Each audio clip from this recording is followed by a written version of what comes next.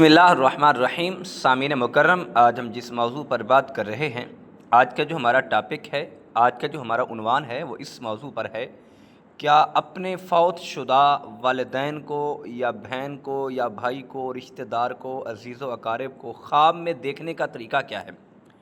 کون سا وظیفہ پڑھا جائے تو ان کو خواب میں دیکھا جا سکتا ہے؟ تو آج اس بارے ہم آپ کو آگاہ کرنے جا رہے ہیں، آج ہم آپ کو بتانے جا رہے ہیں، تو اس کلپ کو غور سے سنیے گا۔ تو دیکھیں، ہم آتے ہیں اس مسئلے کی طرف، اس بات کی طرف۔ تو یقیناً یاد رکھیں کہ جب بندہ دنیا سے رخصت ہو جاتا ہے، چاہے وہ والد ہے، والدہ ہے، بھائی ہے، بہن ہے، کزن ہے، خالہ ہے، پھپھو ہے، دادا ہے، دادی، یعنی کوئی بھی عزیز و اقارب جو ہے دنیا سے رخصت ہو گیا، تو اس کے لیے یہی ہے کہ آپ بخشش کا سما جمع کریں، یعنی اشاری ثواب کر دیں، قرآن پاک کی تلاوت کرتے رہیں، ذکر و اذکار کر کے، کلموں کا ورد کر کے، سورۃ مزمل پڑھ کے، سورۃ یاسین پڑھ کے، یعنی قرآن پاک کی تلاوت کر کے ان کو عیسیٰ علیہ ثواب کرتے رہیں۔ اور یقیناً اب جو مسئلہ یہ ہے کہ ہمارے لوگ کہتے ہیں کہ ایسا وظیفہ ہو کہ ہم اپنے فوت شدہ کو دیکھ سکیں، وہ کس حال میں ہیں، قبر کے ساتھ ان کے ساتھ کیا معاملہ پیش آ رہا ہے۔ تو ایسا ہرگز نہیں ہے۔ اب مثال کے طور پر کوئی کسی کو وظیفہ پڑھتا ہے، سورۃ یاسین پڑھتا ہے یا سورۃ رحمان پڑھتا ہے، عیسیٰ علیہ ثواب کرتا ہے، اس کی برکت سے اگر اس کو والدین خواب میں نظر آ بھی جاتے ہیں، اب مثال کے طور پر کسی کو والدہ خواب میں نظر آئی یا والد نظر آیا، تو اب دیکھیں کہ اس کے اوپر عذاب ہو رہا تھا، اس کی آنکھیں نوچی جا رہی تھی، یا اس طرح کا کوئی بچھو چمڑا ہوا ہے یا کیڑے مکوڑے چمڑے ہوئے ہیں، یعنی دردناک اس نے خواب دیکھ لیا، تو اب کیا ہوگا؟ اس لیے کیونکہ اللہ کے نبی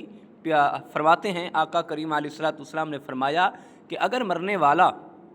قبر سے نکل کر اپنے احوال بتا دے، یعنی اپنے معاملات بتا دے، تو ہمارا جینا حرام ہو جائے گا، ہماری زندگیاں ختم ہو جائے گی، ہمارا کھانا پینا جو ہے یہ ختم ہو جائے گا، یعنی قبر کے معاملات جو ہیں قبر کے اندر ہی ہیں، وہ قبر کے باہر نہیں بتائے جاتے۔ اب مرنے والا جب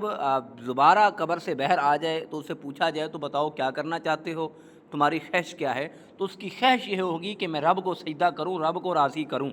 لیکن ان کے پاس وقت نہیں ہے، اب ان کی زندگی ختم ہو گئی ہے، قبر میں چلے گئے ہیں، اب ہمارے پاس وقت ہے، ہم قرآن پاک پڑھیں، ہم ذکر و اذکار کریں، ہم نماز پڑھیں، اور نماز پڑھنے کے بعد اپنے فوت شدہ کو یاد کریں، عیسیٰ علیہ ثواب کریں، ان کے لیے بخشش کی دعا کریں، تو یقیناً یہ ایک بہت بڑا عمل ہے۔ آپ اس طرف نہ جائیں کہ آپ ان کو خواب میں دیکھیں کس حال میں ہیں۔ ایک روایت میں آتا ہے کہ جن اور انسان کے علاوہ ہر چیز انسان کو دیکھتی ہے کہ اس کے ساتھ کیا معاملہ پیش ہو رہا ہے، اس کے ساتھ کیا بیتی ہے، قبر کے معاملات جو ہیں سارے۔ لیکن یقیناً اس میں ہمارا جو عمل ہے، ہماری جو نیکی ہے، ہم اپنے فوت شدہ کو، اپنے عزیز و اقارب کو عیسیٰ علیہ ثواب کریں، یہی ہمارے لیے کافی ہے۔ یہی ہمارے لیے بھی ایک تحفہ بھیجیں، ان کے لیے عیسیٰ علیہ ثواب کرتے رہیں، قرآن پاک کی تلاوت کرتے رہیں، ان کی قبر پہ جا کر قرآن پاک کی تلاوت کریں۔ اس قرآن پاک کی تلاوت کی برکت سے اگر ان کی کوئی کمی کوتاہی اور یعنی کہ کوئی گناہ ہیں، تو اللہ پاک اس قرآن کی برکت سے اور ذکر و اذکار کی برکت سے ان کے اوپر جو عذاب ہے وہ عذاب ٹال دے گا، عذاب میں کمی کر دے گا، اللہ پاک اس کو بخش دے گا۔ یہ نیکی والے کام کیا کریں، آپ عیسیٰ علیہ ثواب کیا کریں، ذکر و اذکار کیا کریں، ان کے نام کا صدقہ کیا کریں، کہیں نلکا لگوا دیں، کہ ان کے نام کا درخت لگوا دیں، تاکہ ان کے لیے بخشش کا ایک ذریعہ بن جائے۔ ہمیں ایسے عمل کرنے چاہیے، بلکہ ایسا نہیں کرنا چاہیے کہ ہم پوچھیں کہ یہ کوئی وظیفہ بتا دیں، ہم ان کو دیکھ سکیں کس حال میں ہیں، اس بات میں نہیں جانا چاہیے، بلکہ ایسا عمل کریں جو ان کو فائدہ مند ہو۔ اور اللہ پاک ہمیں سمجھنے کی اور اپنے عزیز و اقارب کو، والدین کو عیسیٰ علیہ ثواب کرنے کی ہمیں توفیق عطا فرمائے۔ اللہ ان کے ساتھ، اپنے فوت شدہ عزیز و اقارب کے ساتھ محبت اور پیار نصیب فرمائے، عیسیٰ علیہ ثواب کرنے کی توفیق عطا فرمائے۔ وما توفیقی الا باللہ۔